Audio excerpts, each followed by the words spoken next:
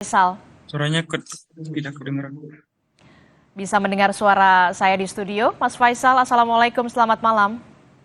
Ya, selamat malam, Mbak.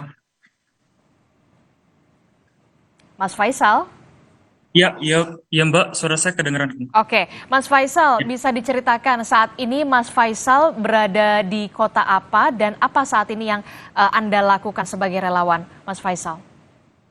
Baik, sekarang saya di kota Elaze, kota tempat saya kuliah, Mbak.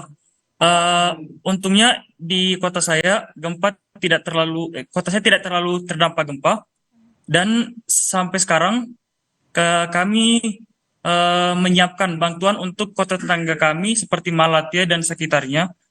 Kami menyiapkan eh, bantuan seperti snack-snack untuk dikirimkan ke mereka, dan kami juga membuat sandwich seperti eh, roti-rotian yang menjadi makanan pokok di sini, Mbak. Begitu.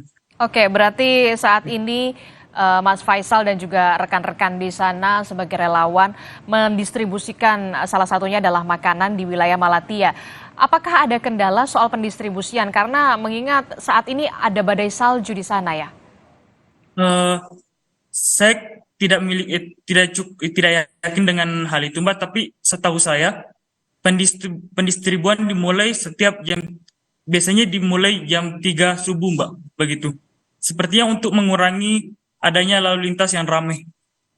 Begitu. Oke, jadi upaya pendistribusian logistik, makanan dan juga minuman ini dilakukan sejak pagi hari pada pukul 3 dini hari begitu ya. Nah, untuk upaya evakuasi terhadap warga negara Indonesia kita di sana, update informasinya seperti apa, Mas Faisal?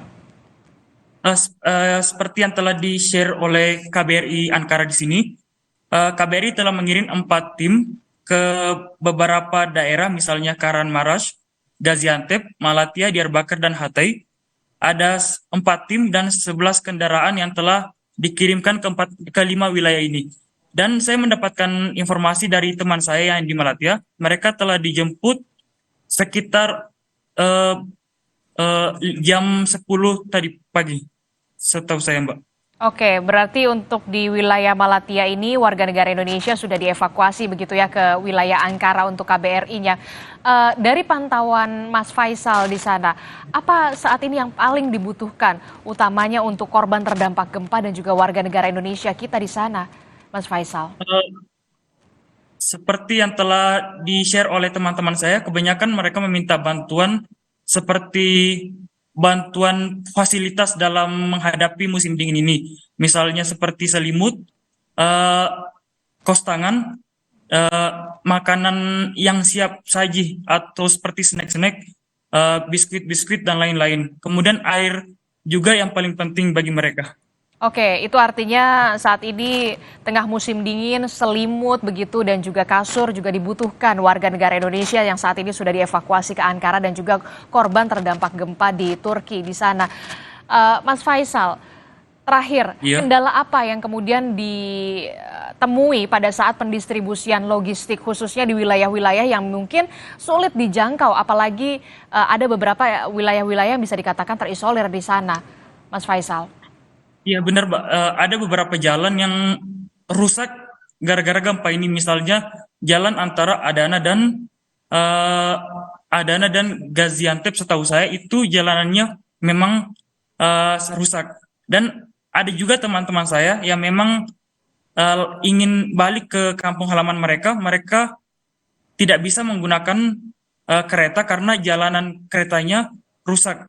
Sepertinya pendistribusian juga sedikit sulit karena adanya kerusakan jalan seperti tadi, Mbak. Oke, terima kasih untuk informasinya telah berbagi bersama kami di Sapa Indonesia Malam. Ahmad Faisal, salah satu warga negara Indonesia di kota Elazig, Turki. Salam hormat kami dan juga stay safe di sana untuk teman-teman dari Indonesia yang berada di Turki saat ini. Terima kasih Pak Mas Faisal.